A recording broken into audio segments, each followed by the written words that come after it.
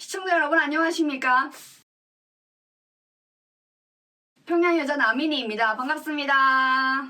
제가 평양에 살 때 친구 집에 놀러 갔다가 어떤 자료를 보게 되었는데요. 정치, 경제, 군사 등 여러 분야에서 세계 랭킹 상위 10위 국가들을 뽑은 자료였습니다. 간부들만 보는 자료였는데요. 친구 아빠가 중요 직책의 간부였기 때문에 그런 자료를 가지고 있었던 것 같습니다. 기억이 나는 게요. 자동차 생산, 선박 제조, 제철 등 수십 개 분야에서 한국이 평균 5위 안에 있어서 깜짝 놀랐습니다. 북한도 순위권 안에 있는 게 2개나 있더라고요. 국방력 분야에서 4위나 5위였던 것 같고요. 다른 하나는 꽃제비가 마른 나라 순위에서 10위 안에 들었었습니다. 어쨌든 제가 정말 놀랐던 것은 한국 드라마를 보면서 한국이 어느 정도 잘 사는 나라라는 건 알고 있었는데 그 정도 경제 강국일 줄은 몰랐던 거예요. 북한 정권에서 한국에 대한 정보를 사실상 완전 차단하기 때문에 북한 주민들은 한국 드라마나 사람들의 입을 통해 아름아름 한국 소식을 듣게 됩니다.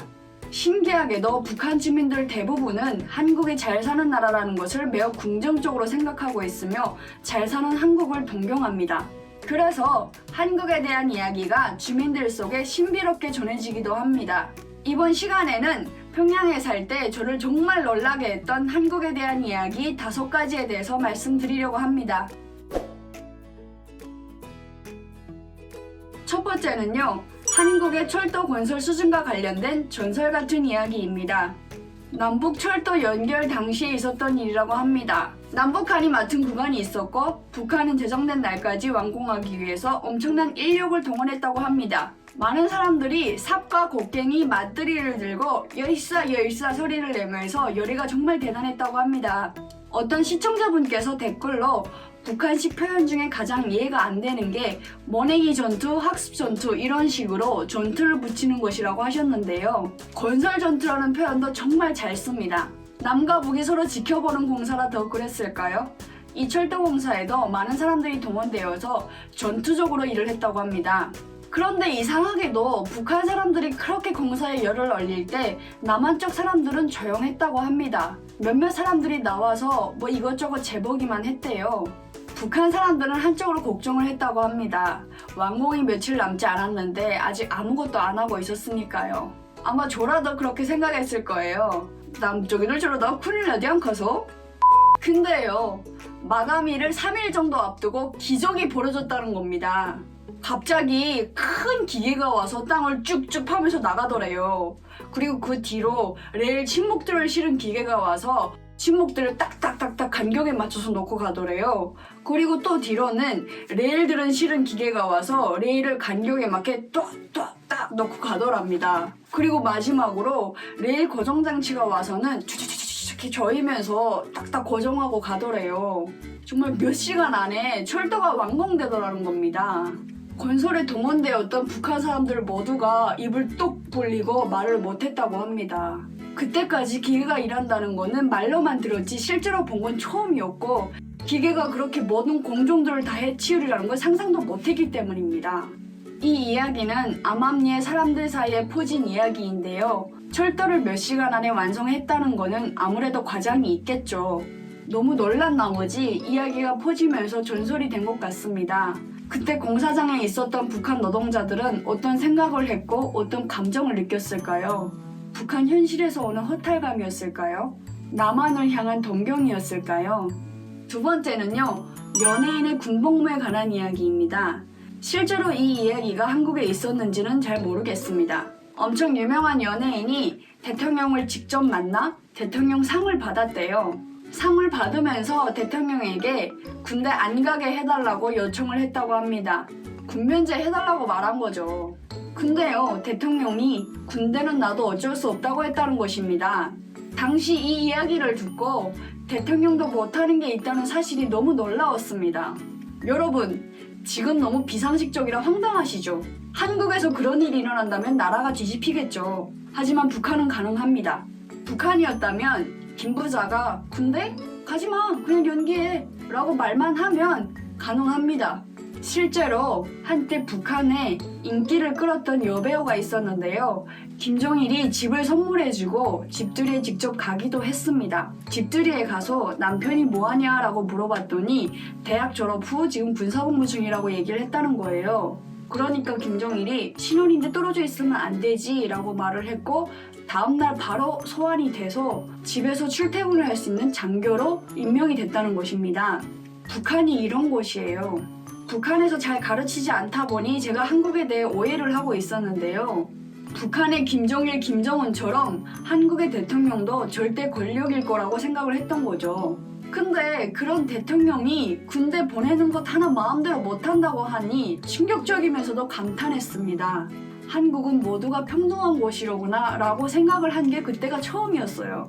저는요, 대한민국 헌법 1조 2항 대한민국 주권은 국민에게 있고 모든 권력은 국민으로부터 나온다. 이 조항을 제일 좋아합니다. 제민주권의 소중함을 한국에 와서 비로소 알았기 때문입니다. 지금 이 이야기를 다시 생각해보면 연예인이 그런 요청을 했을 리 만무하죠. 한국에서는 대통령의 권한이 제한된다는 충격적인 사실이 퍼지면서 과장된 것 같아요. 어쨌든 제게는 너무 매력적인 이야기였습니다. 세 번째는요, 대통령 선거와 관련된 이야기입니다. 제가 북한에 있을 때 친구 집에서 몰래 봤던 영상이었는데요. 당시 이명박 전 대통령이 선거 유세를 하고 있는 영상이었습니다. 별 생각 없이 봤다가 정말 큰 충격을 받았습니다. 드라마를 봤을 때와는 차원이 다른 충격이었습니다. 대통령이 되겠다고 군부대를 찾아가서 국도 다 떠주고 깍듯이 인사를 하고요. 길거리에서 내가 대통령이 되면 이러한 것을 하겠다 이렇게 얘기하기도 하고요. 시장에 직접 찾아가서 사람들을 일일이 만나서 악수하고 인사하고 있는 거예요. 대통령이 되겠다고 그렇게 노력하는 모습을 난생 처음 봤습니다. 북한에서는 그냥 태어나 보니 오보이 수령 김일성이 있었고, 김일성이 죽으니까 그 아들이 우리 영도자가 되었고, 뭐 이런 식이다 보니까 김부자 혈통이 아닌 사람이 대통령이 된다는 걸 상상도 해본 적이 없습니다. 선거 유세라는 것 자체를 아예 몰랐던 거죠. 그 뉴스에서는 대통령이 되겠다고 그렇게 홍보하고 공약하고 노력을 해도 지지율이 30 내지 40%밖에 안 되더라고요. 북한에서 나서 자란 저에게는 말도 안 되는 숫자였습니다. 당연히 선거하면 100%겠지라고 생각을 했는데 그냥 뭐지? 저에게는 충격 그 자체였습니다. 누구도 그때까지 진정한 민주주의와 선거에 대해서 가르쳐준 적이 없었어요. 눈으로 봐도 이해가 안 되더라고요. 한국에서는 대통령이 되려면 저래야만 하는구나. 저렇게 노력하는데도 불구하고 10명 중에 4명밖에 지지하지 않는데 꼭 대통령을 하고 싶을까 싶기도 했습니다. 대통령의 자리가 당연한 게 아니구나 라는 걸 처음 알게 되면서 우리나라는 왜 당연하지? 이런 의문이 들기도 했습니다. 지금 생각해보면 민주주의에 대해서 정말 기초의 기초도 모르는 문외한이었구나 라는 생각이 듭니다. 북한에 있을 때 저를 깜짝 놀라게 했던 한국에 대한 이야기 네 번째는요, 유엔 사무총장에 대한 이야기입니다. 북한 매체에서는 제가 평양을 떠날 때까지만 해도 단 한 번도 반기문 전 유엔 사무총장에 대해서 얘기한 적이 없습니다. 일단 외부에 대한 소식만큼은 철저히 차단을 하거나 북한 기준에서 꼭 필요해 보이는 몇몇 이야기만 보도를 하거든요. 근데 하루는 친구가 유엔 사무총장이 남조선 사람이야 라고 하는 거예요. 아마 일반 주민들은 몰라도 간부들은 이 사실에 대해서 알고 있었을 거예요. 유엔 사무총장이 유엔에서 가장 센 자리인데 그 자리를 한국 사람이 맡았다는 거예요. 유엔에 대해서는 가장 큰 국제기구이고 남과 북이 거의 동시에 가입했다는 것 정도만 알고 있었는데 거기 책임자가 남한 사람이라고 하니까 갑자기 한국이 전 세계를 쥐락펴락할 것 같다는 생각이 든 거예요. 그 정도로 한국이 대단하다고? 한국 사람이 세계 기구까지 움직일 수 있다고? 별 상상을 다 했습니다. 늘 절대 권력만 보며 자라다 보니 권력에 오른 사람들은 다 자기 마음대로 할 수 있는 줄 알았던 거예요. 너무 놀라웠고 역시 한국은 대단한 나라구나 라는 생각을 했습니다. 어떤 친구는 유엔 사무총장을 하는 남조선 사람이 5개 외국어를 한대 라고 얘기를 하기도 했는데요. 그 얘기를 들으면서 북한 사람도 5개 외국어를 하면 유엔 사무총장이 될 수 있을까? 라는 엉뚱한 생각을 하기도 했습니다. 어쨌든 남한 사람이 유엔 사무총장이라고 하니까 괜히 뿌듯하고 긍지러웠습니다. 드디어 마지막입니다. 인천 아시안게임 당시 있었던 일입니다. 인천 아시안게임이 진행될 당시 저는 평양에 살고 있었는데요. 여자 축구에서 북한이 1위를 차지했습니다. 북한에서도 많은 사람들이 엄청 기뻐했고 결승전 영상을 방영하기 위해 조선중앙TV가 이례적으로 TV 방영 시간을 늘리기도 했는데요. 저도 그때 12시간 넘도록 축구를 봤습니다. 결승전은 북한과 일본의 경기였습니다. 보도를 통해서 이겼다는 걸 이미 알고 보는데도 너무 긴장이 되더라고요. 경기 내내 집에서 열심히 응원하고 있는데 경기장에 북한 선수들을 응원하는 사람들이 있는 거예요. 북한 응원단은 아닌데 누구지 해서 보니까 한국 분들이셨어요. 그분들은 한반도기를 들고 현장에서 북한 선수들을 응원하고 저는 TV를 통해서 열심히 응원하고 있고 결국엔 한마음이 되어 응원하고 있는 거예요. 결국 북한이 일본을 이겼습니다. 일본을 이겼다는 것도 너무 좋았지만 남과 북이 함께 응원해서 만들어낸 결과라는 생각에 더욱 기뻤습니다. 시상식이 끝나고 남과 북의 선수들이 같이 기념 촬영을 하였는데요. 그걸 보니 가슴속에서 뜨거운 게 막 올라오면서 울컥하더라고요. 그냥 감동이었습니다. 이런 게 통일이 아닐까 싶었고요. 마지막에 경기를 관람하러 왔던 고등학생들이 가면서 언니 잘 가, 다시 만나 하는 얘기가 들렸는데요. 너무 고마웠습니다. 한민족이 맞구나. TV를 통해서도 잘 전달이 되는데 경기장에 있는 선수들은 어떤 생각이 들까 싶었습니다.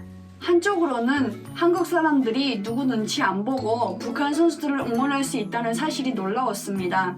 북한에 있을 때 드라마나 공연을 통해서 또는 스포츠를 통해서 한민족이 틀림없구나 라는 사실에 감동받을 때가 참 많았습니다.